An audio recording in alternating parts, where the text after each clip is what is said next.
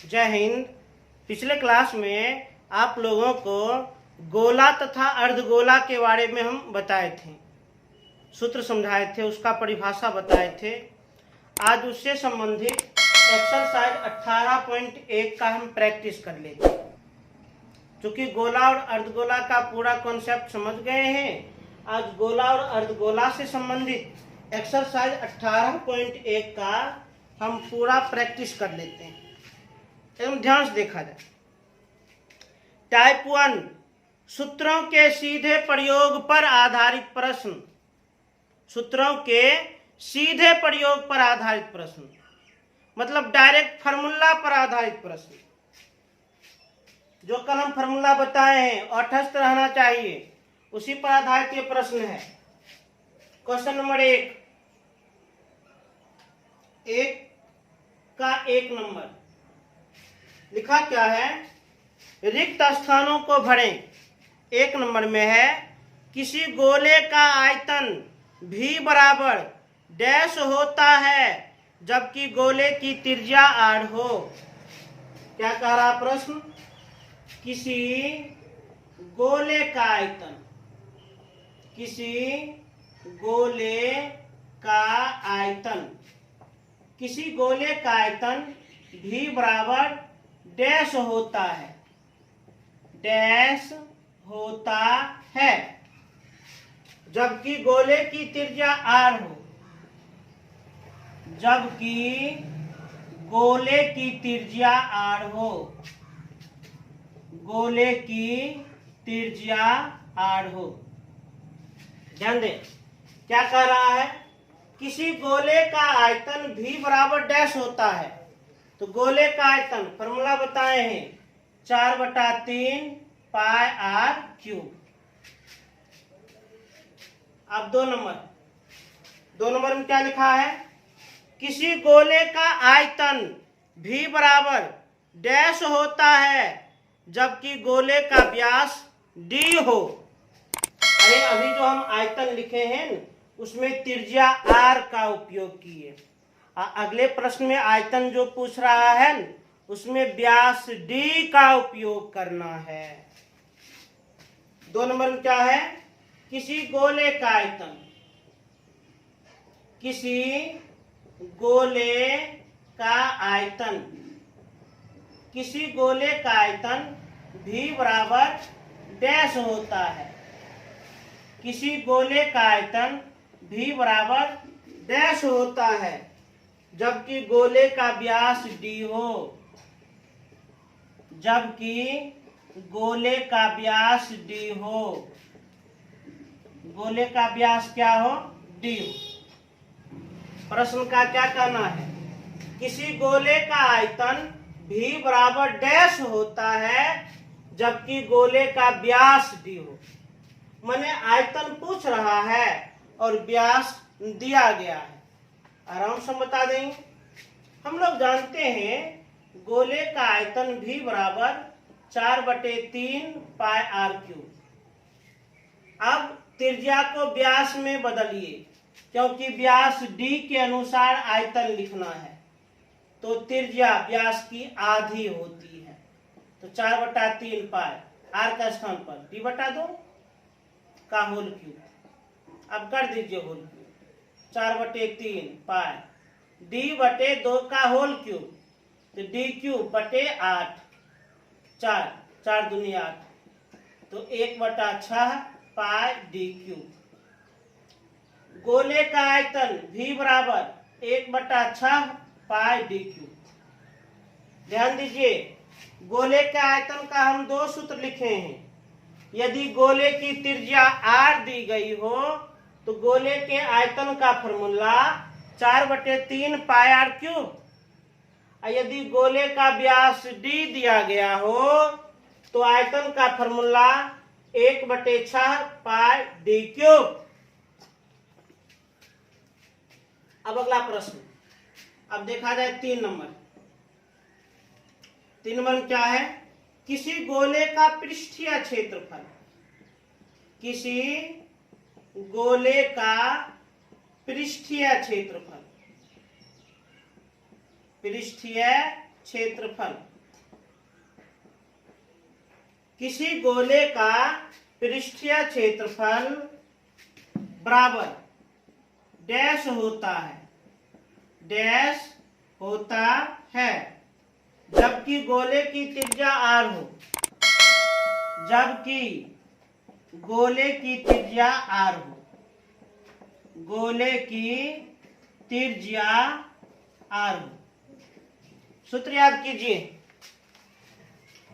यदि गोले की त्रिज्या r हो, यदि गोले की त्रिज्या r हो तो किसी गोले का पृष्ठीय क्षेत्रफल क्या होगा? 4 पाई r स्क्वायर होगा। क्या होगा? 4 पाई r स्क्वायर होगा। इसे तेजी से नोट करें।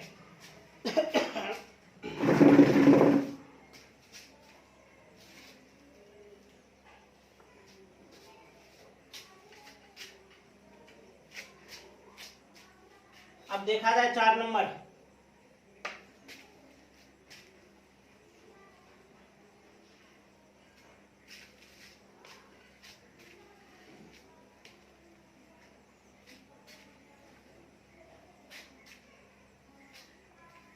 एकदम ध्यान से 4 नंबर अब देखा जाए।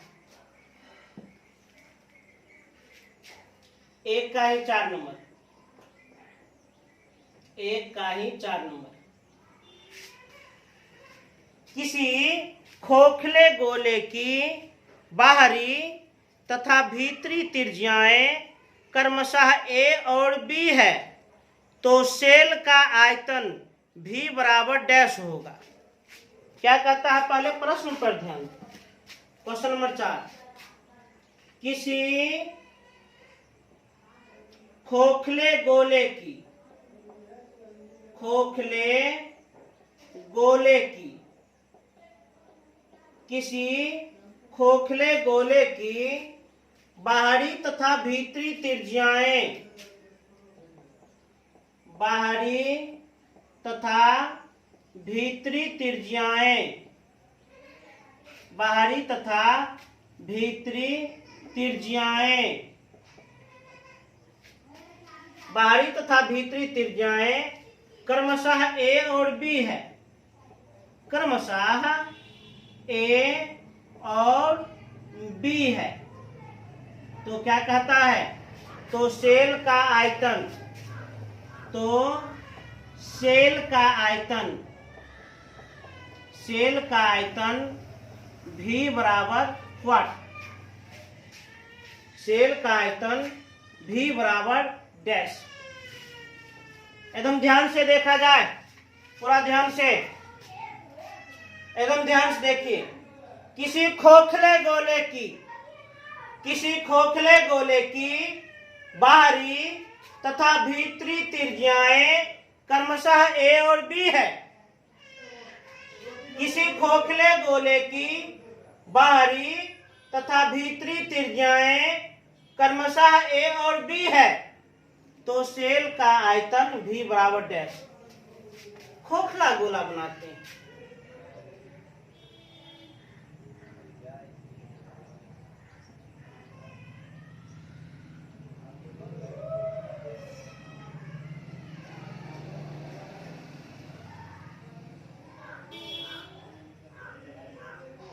अच्छा, सेल किसको कहते हैं? सेल, सेल किसको कहते हैं? सेल हम कहते हैं छिलका को। सेल हम किसको कहते हैं? छिलका को। मान लीजिए गोला खोखला है, मान लीजिए ये सब खोखला है, इसको हम मिटा देते हैं।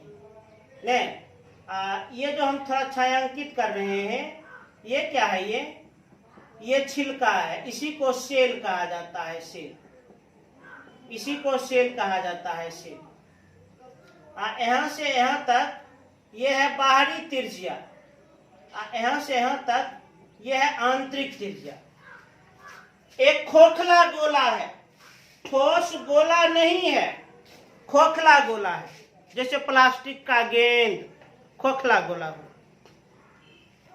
प्लास्टिक का गेंद। एक खोखला गोला की बाहरी तथा भीतरी त्रिज्याएं क्रमशः a और b है। खोखला गोला की बाहरी त्रिज्या कितनी है? बाहरी त्रिज्या का मान a। भीतरी त्रिज्या कितनी है? भीतरी त्रिज्या का मान b। तो शेल का आयतन क्या होगा? शेल माने छिलका का आयतन क्या होगा? छिलका का आयतन आराम से बता सकते हैं।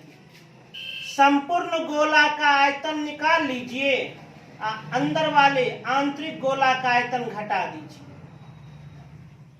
तो आपको इस शेल का आयतन निकल जाएगा, इस छिलका का आयतन निकल जाएगा।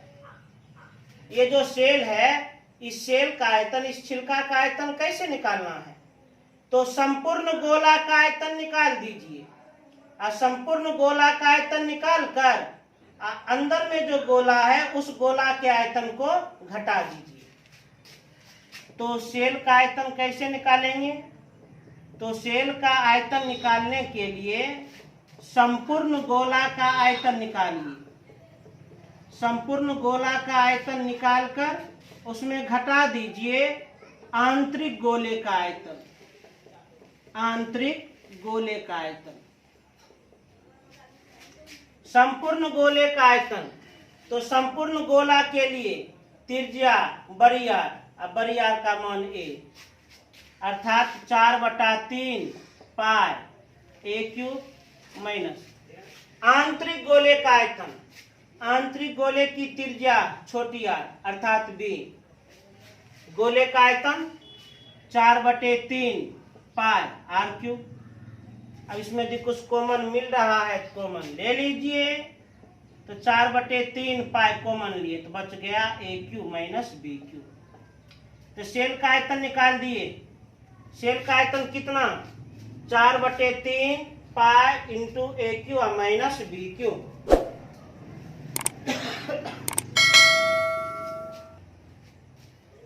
इसी से संबंधित, इसी से रिलेटेड एक और प्रश्न है, एक और क्वेश्चन है। हमसे शेल का आयतन पूछा, तो शेल का आयतन 4/3 pi into a cube minus b cube. अब देखिए 5 नंबर, 5 नंबर में क्या है? एक खोखले गोले का, एक खोखले गोले का,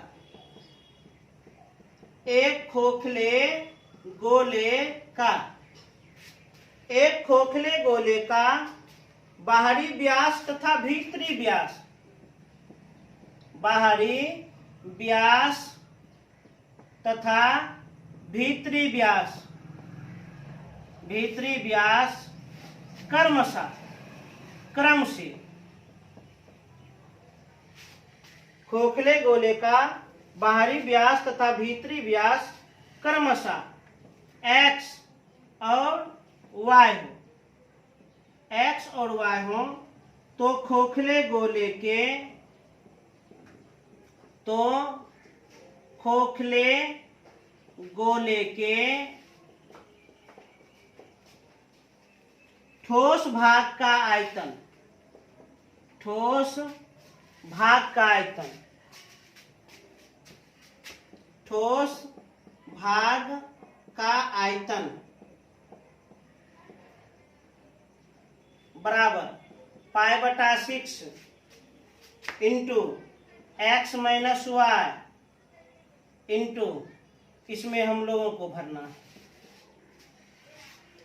ध्यान दीजिए, क्वेश्चन नंबर 5 में क्या कहा? किसी खोखले गोले का बाहरी व्यास तथा भीतरी व्यास क्रमशः x और y है। यही चीज देख लीजिए ना, यही चीज, किसी खोखले गोले का बाहरी व्यास तथा भीतरी व्यास क्रमशः x और y हो। बाहरी व्यास तथा भीतरी व्यास क्रमशः x और y हो।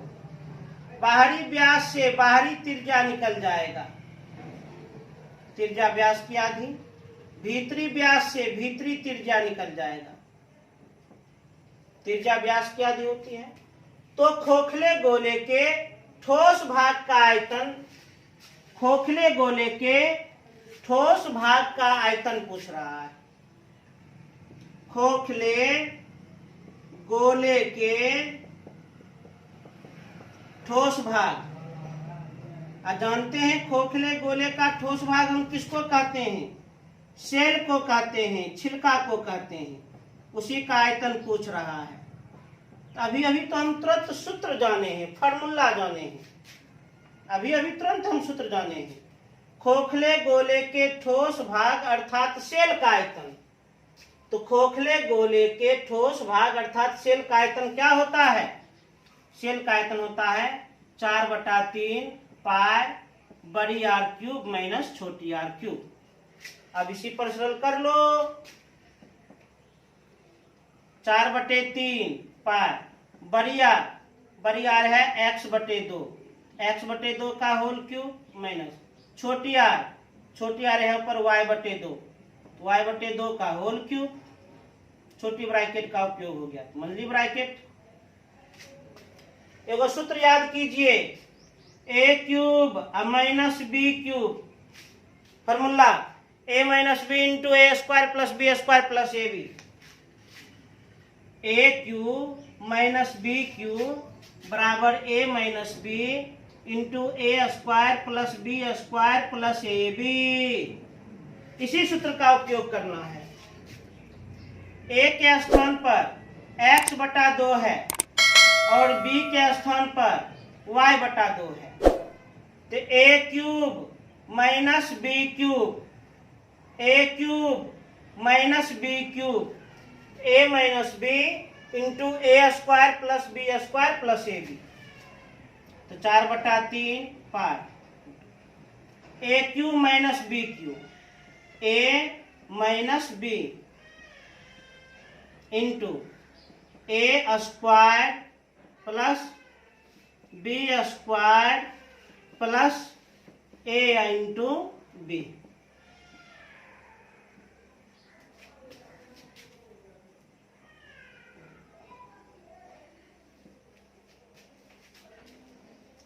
ए minus b into a square plus b square plus a into B.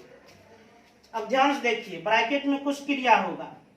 4/3 pi into LCM 2 x minus y. बड़ी ब्रैकेट नहीं भी लिखेंगे तो कोई दिक्कत का बात नहीं है। x²/4 plus y²/4 plus xy/4।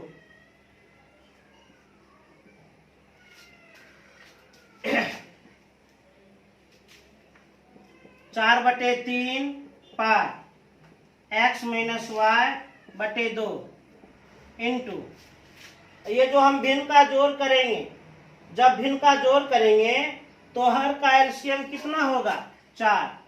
ऊपर में x² plus y² plus xy। अब गुना में कोना कोनी कटेगा तो काट दीजिए। 4 और 4 कट गया। 1/3, 3 दूनी 6। ऊपर में गुना के रूप में पाई गुना x माइनस वाई गुना x² plus y² plus xy। अंश को अंश से गुना तो π/6 into x minus y into x² plus y² plus xy। यही तो हो गया आंसर। π/6 x माइनस वाई बचा क्या? x² plus y² plus xy। तेजी से नोट किया जाए।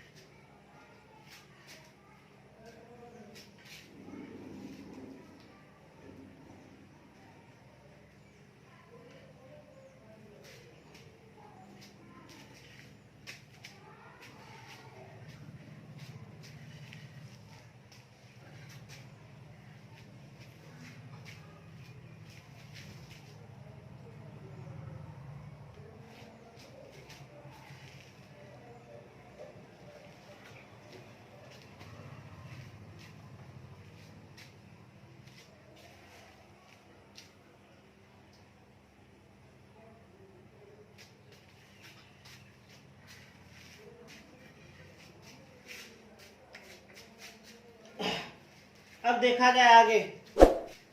1 का 6 नंबर, 1 का 6 नंबर क्या कहता है, एकदम ध्यान सुना जाए। गोले के पृष्ठ क्षेत्रफल, गोले के पृष्ठ क्षेत्रफल डैश सेंटीमीटर स्क्वायर होगा यदि त्रिज्या 7 सेंटीमीटर हो। क्या कहता है 6 नंबर में, गोले के पृष्ठ क्षेत्रफल, गोले के पृष्ठ क्षेत्रफल डैश सेंटीमीटर स्क्वायर होगा, डैश सेंटीमीटर स्क्वायर होगा यदि त्रिज्या 7 सेंटीमीटर हो, यदि त्रिज्या 7 सेंटीमीटर हो। गोले का पृष्ठ क्षेत्रफल पूछ रहा है। हम लोग सूत्र जानते हैं, गोले का पृष्ठ क्षेत्रफल क्या होता है, फॉर्मूला 4 पाई आर स्क्वायर, 4 गुना पाई का मान 22/7 गुना त्रिज्या का स्क्वायर, त्रिज्या है 7 सेंटीमीटर, तो 7 गुना 7, 7 कट गया है, तो 4 गुना 22 88 और गुना 7 हाथ में 5, 8 7 56, 56 क्षेत्रफल क्या होगा 616 सेंटीमीटर स्क्वायर। अब क्वेश्चन नंबर 2, क्वेश्चन नंबर 2 में क्या है, आर त्रिज्या वाले गोले का आयतन निम्नलिखित में से कौन सा है। आर त्रिज्या वाले गोले का आयतन निम्नलिखित में से कौन सा है, 4 को ऑप्शन दिया है। यदि त्रिज्या आर हो तो गोले का आयतन 4/3 पाई आर क्यूब होता है। यदि त्रिज्या आर हो तो गोले का आयतन 4/3 पाई आर क्यूब होता है। अर्थात कौन आंसर सही होगा, तो 2 का आंसर हो जाएगा सी, 4/3 पाई आर क्यूब। अब क्वेश्चन नंबर 3 क्या है, 5 सेंटीमीटर तथा 6 सेंटीमीटर त्रिज्या वाले 2 गोलों के आयतनों का अनुपात क्या होगा। अरे भाई 5 सेंटीमीटर तथा 6 सेंटीमीटर त्रिज्या वाले 2 गोलों के आयतनों का अनुपात क्या होगा। पहले गोला का त्रिज्या दिया है 5 सेंटीमीटर और दूसरे गोला का त्रिज्या दिया है 6 सेंटीमीटर और 2 गोलों के आयतन का अनुपात पूछ रहा है, V1 अनुपात V2, यही पूछ रहा है। V1 मने पहले गोले का आयतन, V2 मने दूसरे गोले का आयतन और दोनों गोला के आयतन का अनुपात पूछ रहा है, तो आराम से हम बता देंगे। V1 पहला गोला का आयतन 4/3 पाई आर क्यूब, पहला गोला है R1 लगा दिए, अनुपात मने बट्टा। V2 दूसरे गोला का आयतन 4/3 पाई आर क्यूब, दूसरा गोला है R2 लगा दिए, 4/3 कैंसिल, पाई कैंसिल। इसको लिख सकते हैं R1/R2 का होल क्यूब। R1 है 5, R2 है 6 का होल क्यूब, 125/6 गुना 6 गुना 6 216, अर्थात 125 अनुपात 216। तो दोनों गोला के आयतन का अनुपात 125 अनुपात 216। कौन ऑप्शन सी। अब 4 नंबर, किसी गोले की त्रिज्या आधी कर दी जाए तो नए गोले का आयतन कितना रह जाएगा। प्रश्न क्या कहता है, किसी गोले की त्रिज्या आधी कर दी जाए तो नए गोले का आयतन कितना रह जाएगा। 4 नंबर, चूंकि गोले का आयतन फॉर्मूला होता है 4/3 पाई आर क्यूब, अब प्रश्न से, प्रश्न का क्या कहना है? प्रश्न का कहना है त्रिज्या को आधी कर दी जाए, त्रिज्या को आधी कर दी जाए, त्रिज्या को आधी कर दी जाए। तो त्रिज्या को आधी कर दीजिए, तो 4/3 पाई r/2 का होल क्यूब, तो 4/3 पाई r³/8। इसको हम क्या लिख सकते हैं? 4/3 पाई r³ गुना 1/8। त्रिज्या को आधी कर दी जाए तो गोले का आयतन 1/8 हो जाएगा। त्रिज्या को आधी कर दी जाए तो गोले का आयतन 1/8 हो जाएगा, 8वां भाग हो जाएगा। आयतन क्या हो जाएगा? 8वां भाग। कौन ऑप्शन? सी। तेजी से इतना नोट किया जाए।